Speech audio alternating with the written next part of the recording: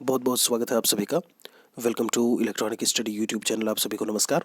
यहाँ पर शिक्षण कौशल की अगर हम बात करें, टीचिंग स्किल, आपका डेली शाम को 4 बजे क्लास आती है। अब तक हम आपकी 3 से 4 क्लासेस हो चुकी हैं। प्लेलिस्ट अलग से बनी हुई है सुपर टेट टीच स्किल नाम से, उसमें आप बाकी प्रीवियस वीडियोज़ को देख सकते हैं। अभी तक जो हम बात कर रहे थे आपके शिक्षण विधियों के बारे में, शिक्षण कौशल क्या है, टीचिंग मेथड्स की बात की जाए, उनके प्रवर्तक आखिर कौन किसके द्वारा क्या कुछ बातें बताई गई, क्या कुछ दिया गया है, उन सारी चीज़ों के बारे में ऑलरेडी हम बात कर चुके हैं। आज हम यहाँ से टीचिंग लर्निंग क्या होती है उसको लेकर के बात करेंगे, उसके संबंधित जो सिद्धांत हैं उनके बारे में बात करेंगे। सबसे पहले अगर हम टीचिंग की बात करते हैं कि आखिर शिक्षण शब्द का मतलब है क्या, तो इसका मतलब होता है, टीचिंग का मतलब सीखना और सिखाना, दोनों ही बातें निकल करके आएंगी। जैसे यहाँ पर इन्होंने सीखना लिखा हुआ है, आप सीखना और सिखाना दोनों ही चीज़ें इसमें रखिएगा। जैसे मैं आपको इस समय टीच कर रहा हूँ, पढ़ा रहा हूँ, तो मैं इस समय सिखा रहा हूँ और आप सीख रहे हो। तो सीखना और सिखाना दोनों ही बातें जो है वो इस टीचिंग शब्द से जुड़ती हैं। बात आती है कि एक नैरो मीनिंग, एक ब्रॉड मीनिंग, दो तरीके से संकुचित अर्थ में आखिर आप शिक्षण को कैसे परिभाषित करेंगे। एक छोटे तौर पर, एक बड़े तौर पर किस तरीके से आप शिक्षण को परिभाषित करते हैं। तो जब हम नैरो मीनिंग की बात करते हैं, जिसे हम संकुचित अर्थ बोल देते हैं, तो उस समय हम बात कर रहे होते हैं एक क्लासरूम को लेकर के। बहुत अच्छे से ध्यान दीजिएगा, जो इसमें चीज़ें लिखी हैं उससे ज़्यादा जो मैं बोल रहा हूँ आप उस पर ध्यान देंगे तो चीज़ें आपको बहुत अच्छे से समझ में आएंगी। मैंने आपसे कहा इसमें एक टीचर की ज़रूरत होती है, स्टूडेंट होता है, क्लासरूम होता है, क्लास होती है, वहाँ पर जा कर के स्कूल होता है, वहाँ पर जा कर के फिर हम क्या करते हैं, शिक्षा को ग्रहण कर रहे होते हैं। तो कुल मिलाकर के ये आपके विद्यालयी शिक्षा से जो भी चीज़ें होती हैं वो रिलेट करती हैं। इस चीज़ को आपको बहुत अच्छे से याद रखना है, इसीलिए इसे हम संकुचित अर्थ बोल देते हैं। अच्छा, ऑन दी अदर हैंड अगर हम व्यापक अर्थों के बारे में बात करें, क्या मतलब है अगर हम व्यापक अर्थ की बात कर रहे हैं, तो यहाँ पर इन्होंने व्यापक अर्थ में बात की है। जैसे व्यक्ति अपने जीवन में अपने जन्म से लेकर के मृत्यु तक ताउम्र कुछ न कुछ सीख रहा होता है। हर पल, प्रतिपल, प्रतिक्षण कुछ न कुछ वो चीज़ें क्या है, सीख रहा होता है।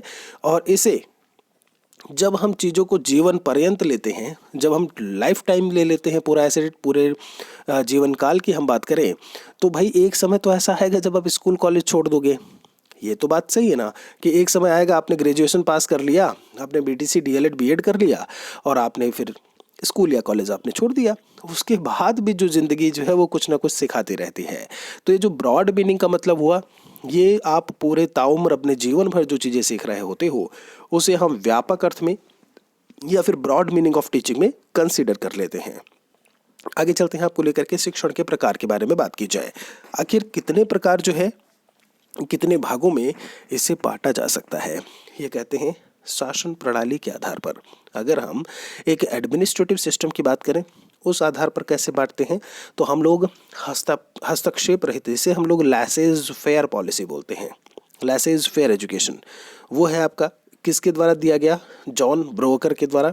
लोकतंत्रीय शिक्षण, जहाँ पर लोकतंत्र के हिसाब से, डेमोक्रेटिक सिस्टम के हिसाब से बच्चा फ्री होकर के अपने क्वेश्चंस टीचर से पूछ रहा है, टीचर फ्री होकर के उन्हें उसे बता रहे हैं, वो बिना डर के शिक्षा ग्रहण कर रहा है, गेज महोदय के द्वारा दिया गया। और एक तंत्रीय होता है शिक्षण, जो मॉरिसन के द्वारा बताया गया है। तो शासन प्रणाली के आधार पर शिक्षण को हम कुछ इस तरीके से बांटते हैं। वहीं अगर हम यहाँ पर बात करें, अच्छा हस्तक्षेप में क्या है, ये हस्तक्षेप एक हस्तक्षेप रहित, इसे ही हम लोग हस्तक्षेप प्रणाली भी बोल देते हैं, यानी लेसेज फेयर पॉलिसी या लेसेज फेयर एजुकेशन। इसमें हस्तक्षेप नहीं करना है, बच्चे को करने दो, टीचर भी वहाँ पर अपना काम कर रहा है, बच्चा अपना काम कर रहा है। शैक्षिक व्यवस्था के आधार पर अगर हम विभाजन करें, ये सबसे मोस्ट इंपॉर्टेंट है आपका, कि एजुकेशनल सिस्टम में एक फॉर्मल एजुकेशन होता है, एक इनफॉर्मल होता है और एक नॉन फॉर्मल होता है। औपचारिक शिक्षा, अनौपचारिक शिक्षा और निरौपचारिक शिक्षा। जो यहाँ से एक क्वेश्चन सबसे ज़्यादा पूछा जाता है कि अगर हम बालक के पहले शिक्षा की बात करें, फर्स्ट एजुकेशन की बात करें, तो वह किस प्रकार के वातावरण में होती है। तो आप ये बात तो जानते हो कि पहली एजुकेशन जो है वो उसके फैमिली में होती है, उसके परिवार से होती है, परिवार समाज का एक हिस्सा। उस जो फैमिली का एनवायरनमेंट होता है उसे ही हम लोग इंग्लिश में इनफॉर्मल सिचुएशन ऑफ लर्निंग या इनफॉर्मल कंडीशन बोल देते हैं। वो आपकी अनौपचारिक शिक्षण होता है, ये बात बहुत अच्छे से याद रखिएगा। मतलब आपका जो जवाब होगा वो यहाँ से बी वाला आएगा, ठीक है। आपसे जब औपचारिक शिक्षण की बात की जाए तो बच्चा वहाँ से जो स्वाभाविक रूप से परिवार में आसपास के वातावरण से सीख रहा था, अब वह प्रयासपूर्ण तरीके से सीखेगा या सीखने का प्रयास करेगा स्कूल में आकर के। जब वो स्कूल में आता है, वहाँ पर कक्ष है, टाइम दिया हुआ है, टीचर आ रहे हैं, उतना टाइम पढ़ा रहे हैं, जा रहे हैं, तो ये सारी की सारी चीज़ें औपचारिक शिक्षा से रिलेट करती हैं, यानी कि फॉर्मल एजुकेशन से रिलेट करती हैं। यहीं पर हम इन चीज़ों को आपको समझा भी रहे हैं कि आखिर इनका मतलब क्या है। ठीक है, फिर बात आती है, एक आपका निरौपचारिक शिक्षा दिया हुआ है, ये कहते हैं जिसे हम नॉन फॉर्मल एजुकेशन बोल देते हैं। क्या मतलब है इसका? आपने दूरस्थ शिक्षा के बारे में सुना होगा, डिस्टेंस एजुकेशन। आपने कामकाजी महिलाओं के लिए शिक्षा सुना होगा। ठीक है, तो इसमें क्या होता है, जैसे बरगद के पेड़ के नीचे गांव में देखो, या कहीं और उस पर जो है, या कामकाजी महिलाएं जो होती हैं उनके लिए अलग से 2 घंटे व्यवस्था की जाए शिक्षा की। आप डिस्टेंस एजुकेशन घर में बैठ के पढ़ रहे होते हो। ये सारी की सारी चीज़ें नॉन फॉर्मल एजुकेशन में शामिल होती हैं, यानी निरौपचारिक शिक्षा में शामिल होंगी। तो आशा है कि ये तीनों चीज़ें आप बहुत अच्छे से समझ गए होंगे। फिर बात आती है शिक्षण के उद्देश्यों के आधार पर विभाजन। आखिर उद्देश्य क्या है? तो एक है ज्ञानात्मक शिक्षण या संज्ञानात्मक शिक्षण। संज्ञान में सुनना, देखना, स्पर्श करना, अनुभव करने का परिणाम। फिर हम कहते हैं कि हमने कोई चीज़ सुनी, हमने कोई चीज़ देखी। आप इस समय इस पेजेस को देख रहे हो, आप मुझे सुन रहे हो, तो कुछ ना कुछ तो आप जो है इस समय लर्न कर रहे हो ना, अधिगम हो रहा है ना। तो यही चीज़ जो मैं शिक्षा दे रहा हूँ, शिक्षण, और आप जो अधिगम कर रहे हो, वही शिक्षण अधिगम से भी रिलेट करता है। फिर ये कहते हैं जो इमोशनल प्रकार का टीचिंग है आपका, जो ये यहाँ पर बात कर रहे हैं। अगर हम भावात्मक शिक्षण की बात करते हैं तो ज्ञानात्मक विकास के पूरक के रूप में भी ये काम करता है। मनोगत्यात्मक शिक्षण की बात करें तो मांसपेशीय क्रियाएं जितनी होती हैं, या जो भी अभिव्यक्त मानव व्यवहार, मेरा बिहेवियर आपके सामने कैसा है, कैसे मैं रिप्रेजेंट अपने आप को कर रहा हूँ, वो सारी चीज़ें किसमें शामिल होंगी जब हम इस प्रकार के शिक्षण की बात कर रहे होते हैं, जो मनोगत्यात्मक, मन की गति के हिसाब से चल रही हूँ। कुछ विशेषताएं इन्होंने बताई हुई हैं शिक्षण की। ये कहते हैं शिक्षण सा उद्देश्य होता है, द्विपक्षीय होता है। देखिए, एक आपके टीचर के पक्ष को लेकर के बात किया है, एक आपके स्टूडेंट के पक्ष को। बिल्कुल उद्देश्य के साथ में आप शिक्षण करते हो, ये बात भी सही है। जैसे मेरा उद्देश्य है कि आपके टीचिंग स्किल के जो भी आपके सिलेबस में चीज़ें दी हैं उन्हें हम कंप्लीट करवाएं, फिर हम आपके MCQs करवाएं। ठीक है, यहाँ पर निदानात्मक, उपचारात्मक दोनों तरीके से भाई डायग्नोस करना, कोई समस्या दिक्कत है बच्चे को तो डायग्नोस करेंगे, उसके बाद रेमेडियल टीचिंग के माध्यम से उसका उपचार करेंगे। फिर थर्ड पॉइंट पे कहते हैं कि पूर्व ज्ञान पर आधारित, previous knowledge each and everything. कभी भी आप पढ़ने आते हो तो आप ये ज़रूर पढ़ के आए होंगे कि शिक्षण कौशल 10 मार्क्स का है, हमें इसमें ये पढ़ना है, हमें ये पढ़ना है, आप इतना तो जानते होंगे। ठीक है, तो जो भी चीज़ें हैं वो पूर्व ज्ञान पर आधारित होती हैं। आपको अगर वो नहीं भी पता है तो आप ये तो जानते हो ना कि विद्यार्थी का मतलब क्या है, शिक्षार्थी का मतलब क्या है, टीचर का क्या मतलब है।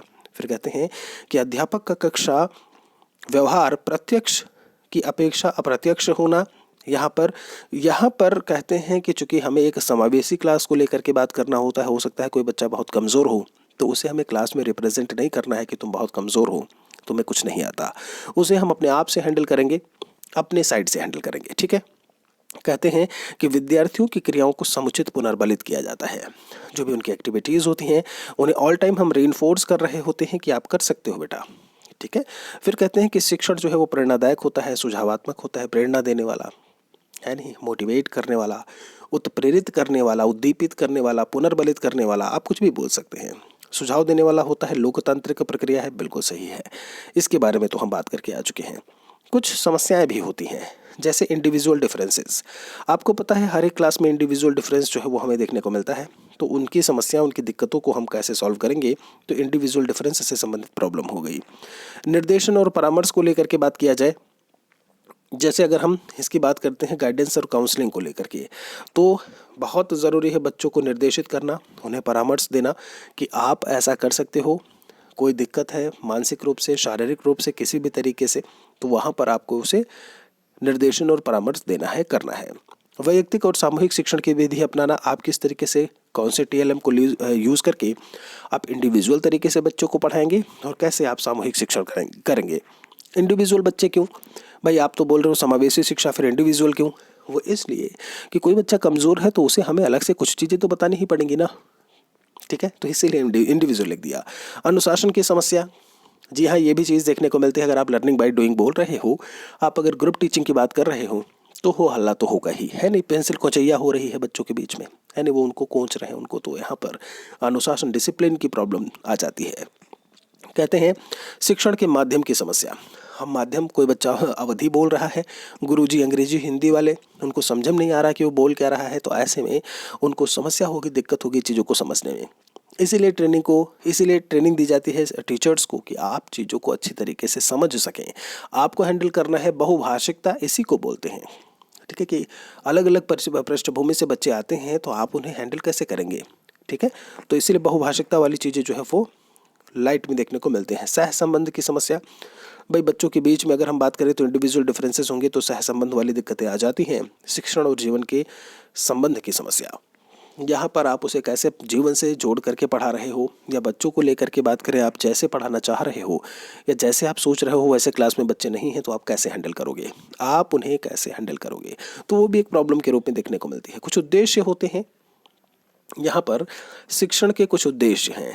अगर हम यहाँ से बात करें तो शिक्षण जो है वो कार्य के निम्नलिखित उद्देश्य हैं: बालक को अच्छा नागरिक बनाना, क्रियाशील बनाना, संवेदनशीलता, क्रियात्मक पहलुओं का विकास, मतलब वो कर सके, लर्निंग बाय डूइंग का कॉन्सेप्ट देखने को मिले, सब्जेक्ट्स में उसमें इंटरेस्ट आए, वो काम कर सके, इन्हीं सब चीज़ों को लेकर के इन्होंने बात की हुई है, ठीक है।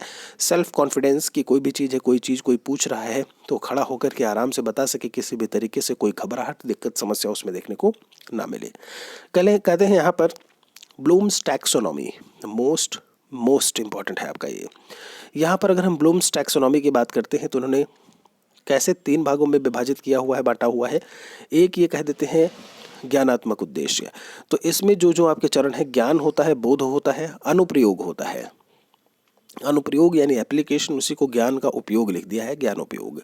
फिर विश्लेषण होता है, फिर संश्लेषण होता है, और एक और नहीं लिखा है इसमें, वो है मूल्यांकन। लास्ट स्टेप नहीं लिखा है, उसे आप नोट करिए, ठीक है। फिर भावात्मक उद्देश्य को लेकर के बात की जाए तो आग्रहण, अनुक्रिया, अनुमूल्यन के प्रत्यक्षीकरण है आपका, व्यवस्थापन है, चरित्रीकरण बोला हुआ है। सीधे सीधे स्टेप्स पूछे जाते हैं कि ये ज्ञानात्मक प्रकार का किसने दिया, भावात्मक। फिर क्रियात्मक उद्देश्य में उद्दीपन, किसी ने आपको मोटिवेट किया काम करने के लिए, आप मोटिवेट हो गए। उसके बाद क्या है, आप कार्य कर रहे हो।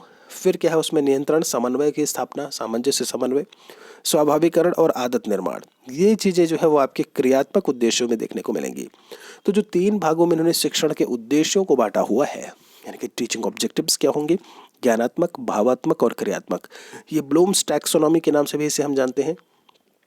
ब्लूम्स टैक्सोनॉमी या ब्लूम का वर्गीकरण भी है, तो इससे भी बहुत अच्छे से आप यहाँ से याद रखिएगा। कहते हैं यहाँ पर कि शिक्षण का शिक्षा में योगदान क्या कुछ है, तो यहाँ से आप बहुत अच्छे से देख पा रहे होंगे। इन्होंने बोला कि शिक्षा के अनेक प्रारूप विकसित हुए हैं। जो शैक्षिक लक्ष्य होते हैं उन्हें स्पष्ट रूप से निर्धारित किया जा सकता है नहीं, जो स्थिति परिस्थिति अभी है उसमें परिवर्तन लाया जा सकता है। आप नए तरीके की चीज़ों को भी इंट्रोड्यूस कर सकते हैं, आप नवीनता ला सकते हैं।